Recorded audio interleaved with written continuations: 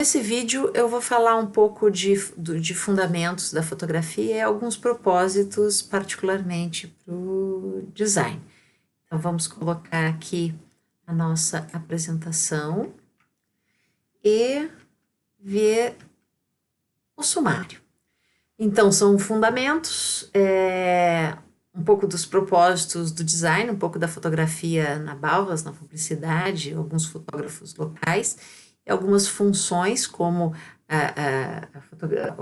formas de fotografar, buscando algo a fotografar ou construindo esse algo. Fechando um pouco como a fotografia nos afeta e terminando com uma definição. Se esses temas interessarem, é só seguir assistindo o vídeo. Fundamentos. Então,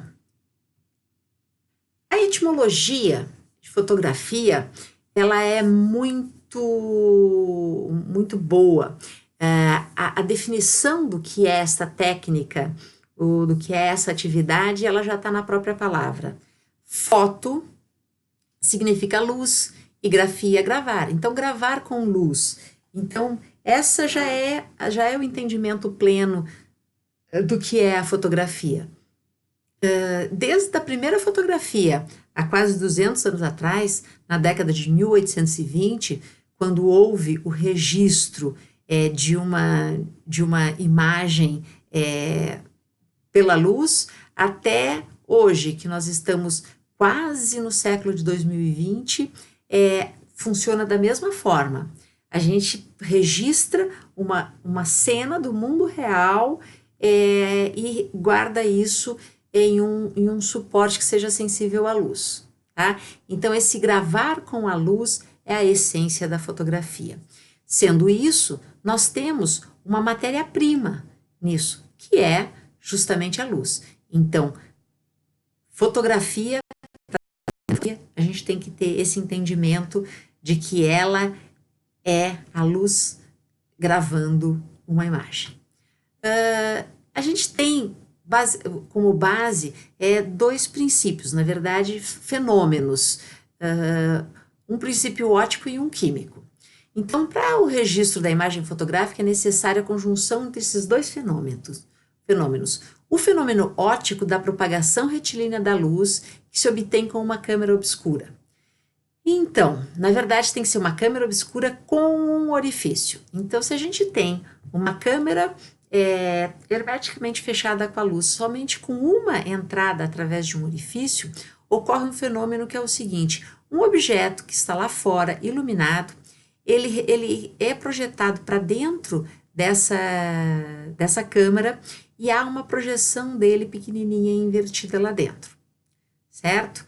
Esse é um fenômeno natural que ocorre, às vezes ocorre no local que a gente está. Eu já ouvi relatos de pessoas que estavam num lugar escuro e parte desse lugar tinha um tapume e lá fora tinha um sol muito forte e numa fresta desse tapume eles viram o ambiente externo ser projetado para dentro daquele local escuro. Então é um fenômeno óptico, um fenômeno físico que ocorre. No caso, na fotografia, a gente tem controle sobre esse fenômeno. Então, esta câmera, ela é projetada para controlar esse fenômeno. Mas a gente obtém esse fenômeno com uma simples caixa de sapato. Pega-se uma caixa de sapato, faz um furo com um lápis mesmo e o fenômeno está acontecendo. Se quiser enxergar esse fenômeno acontecendo, tem que fazer um outro furo para colocar o olho e ver aquilo acontecendo lá dentro. E o segundo princípio é um suporte aqui que seja sensível à luz e que consiga registrar essa imagem, porque a projeção é uma coisa, o registro dela é outro. Então, esse suporte ele tem que ser sensível à luz para que ocorra esse registro e para que fique registrado, ou seja, fique duradouro essa projeção. Para que isso ocorra, a gente tem, então, 3 elementos. A gente tem, então, a nossa câmera, ou seja, a gente tem esses 3 elementos, que é a câmera obscura, que já falamos, o orifício, que também já falamos, e o suporte, já falamos dos 3. Mas como eles se articulam? Do seguinte modo: temos, então, a câmera, Aqui está representado, por uma questão esquemática de visualidade, esse quadro aqui vermelho, ele está um pouco maior do que mas ele é justamente o furo da câmera que tem um dispositivo de abrir e fechar, certo? Abre e fecha para poder ter a passagem de luz, para poder acontecer o fenômeno da projeção lá dentro. Temos também uma lente. Por quê?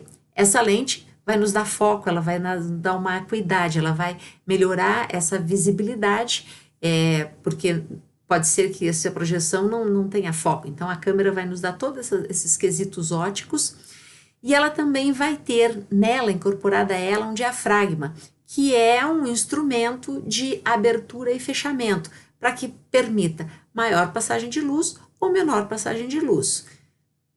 Já aquela abertura, aquela cortina que abre e fecha, ela vai nos dar um tempo de exposição. Ela vai permitir que a luz entre por mais tempo ou menos tempo. Então, a gente tem um fator tempo, que é nos dado pelo obturador que está no corpo da câmera. A gente tem esse diafragma que ele controla o quanto de luz, se é mais ou se menos luz.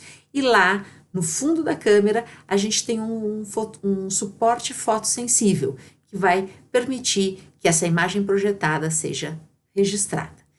Estes são os fundamentos da fotografia. Isso tinha desde a primeira fotografia até hoje. Então, essa é a base. Isso é que a gente tem que guardar inicialmente, antes de qualquer outra coisa.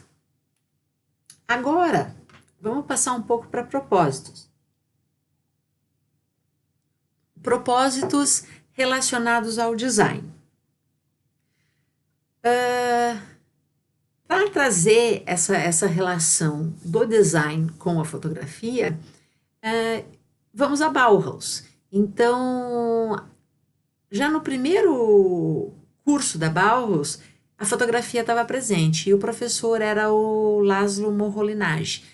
Foi uma pessoa muito ativa no contexto histórico-cultural da sua época. Ele foi ativo no movimento surrealista e ele trabalhava com a fotografia como uma forma de expressão também. Então, aqui são colagens que ele fazia, particularmente essa imagem aqui é uma imagem provavelmente feita em laboratório, na câmara escura. A fotografia, primeiramente, a fotografia de filme, né, de filme flexível, ela saía num pequeno fotograma e era necessário que a gente levasse esse fotograma para um laboratório, aqueles com aquela luz vermelha, e lá dentro tinha um ampliador, que era mais uma vez a gente iluminava aquele pequeno fotograma e projetava aquilo de forma ampliada num papel sensível à luz. E aí, de certa forma, a gente fazia uma segunda fotografia. Essa ampliação era uma segunda fotografia. Então, aquele papel também sensível à luz, depois passava por um processo de revelação, fixação, revelação, interrupção e fixação, para que a imagem do filme fosse parar no papel fotográfico. Aqui, provavelmente, isso daqui ele deve ter posto uma taça diretamente no papel fotográfico e deixado aquele papel fotográfico exposto à luz. Parte desse papel exposto à luz foi escurecendo, a parte que foi bloqueada pelo objeto que estava ali em cima não foi totalmente escurecida. Então, isso daqui é uma fotografia de estúdio, ou melhor dizendo, de laboratório, não é de revelação, laboratório fotográfico, certo? Mas, enfim, isso é só para dizer que Moholy-Nagy foi um experimentador, ele foi uma pessoa ativa culturalmente, na educação, e no berço da Bauhaus já existia a presença da fotografia. A fotografia publicitária e de celebridades, então aqui tem alguns dos primeiros grandes nomes da fotografia publicitária. Aqui tem um exemplo de moda, um exemplo de fotografia de produto, fotografia que a gente chama de still, né? Em que a gente põe o produto num estúdio e fotografa o produto. E aqui também somando a esse tipo, essa linha de fotografia de celebridades. No caso aqui, celebridade da época, James Dean. Pulo aqui para um fotógrafo de Curitiba, que eu admiro muito, que tem um conhecimento técnico extraordinário. Coloco aqui o link do estúdio dele e um link do Fotopro. Fotopro, na verdade, é um conjunto de fotógrafos com um conhecimento técnico extraordinário que fazem um evento em São Paulo. Esse evento é organizado pelo Alexandre Kiss, e o Brasílio faz parte do time, né?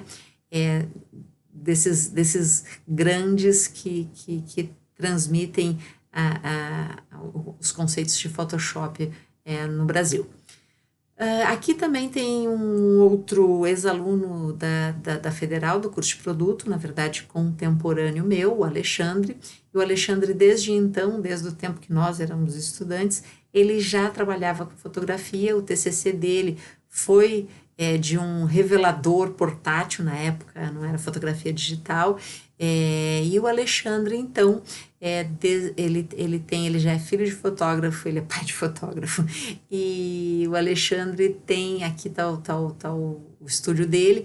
Mais recentemente ele tem trabalhado com tratamento também de imagem, então ele não é o único fotógrafo do curso de design da Federal, mas ele é um trabalho muito significativo. Aqui é o outro portfólio dele, no ArtStation. Então são links para olhar enfim, o trabalho do Alexandre. Agora vamos a algumas funções, certo? Na verdade são duas que eu acho importante da gente compreender.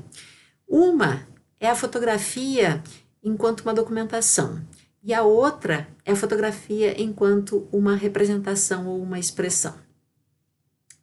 Enquanto documentação, a gente documenta fatos, eventos, locais, pessoas.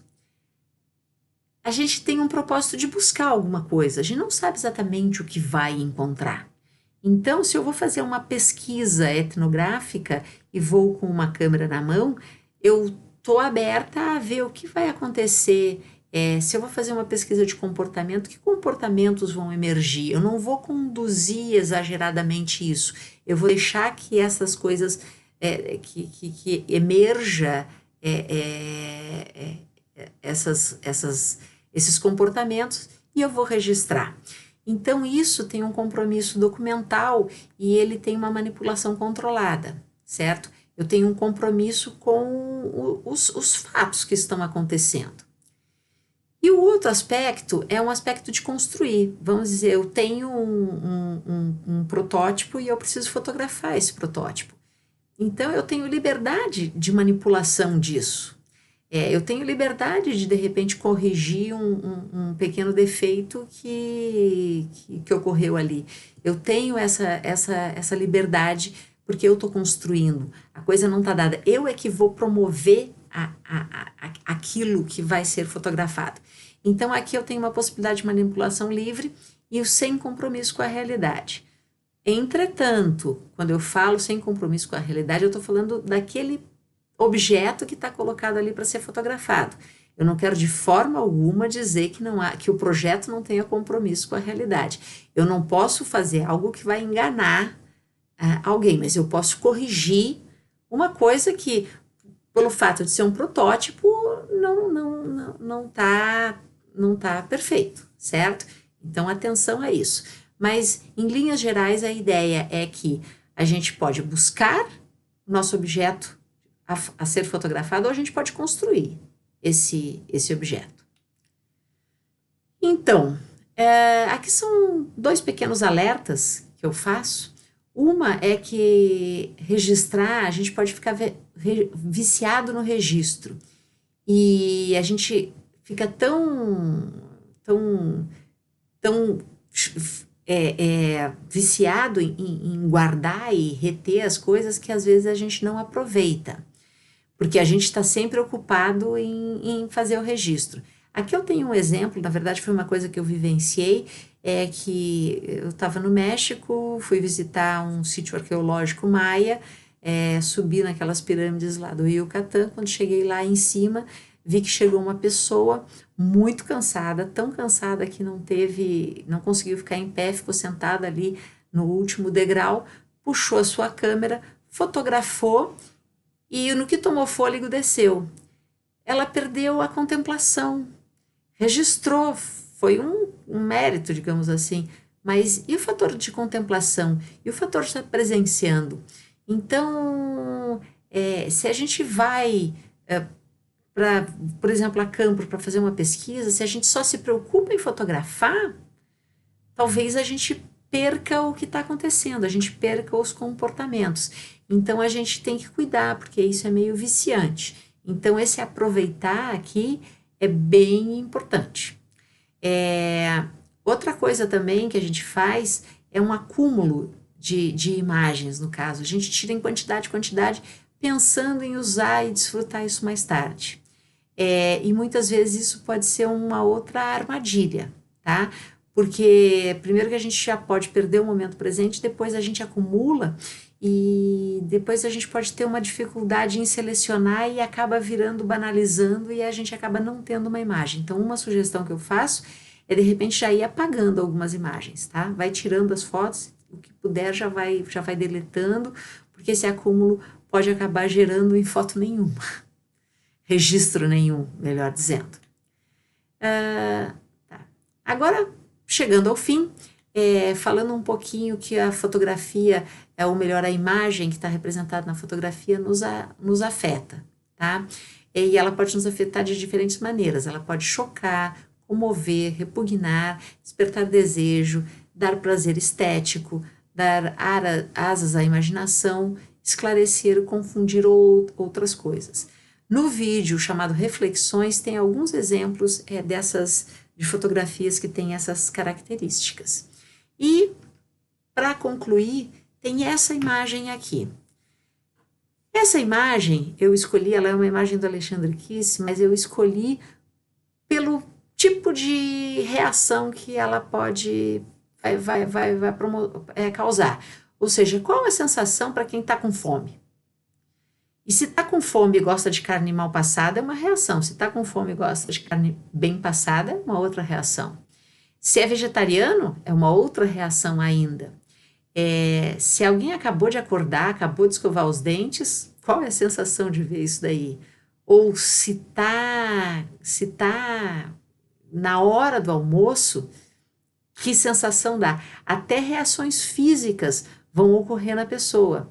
Ela vai salivar ou ela vai ter algum tipo de reação adversa, mas enfim, a mesma imagem vai causar reações totalmente diferentes para pessoas diferentes ou mesmo para uma pessoa em momentos diferentes, tá? Então esse é o poder da fotografia.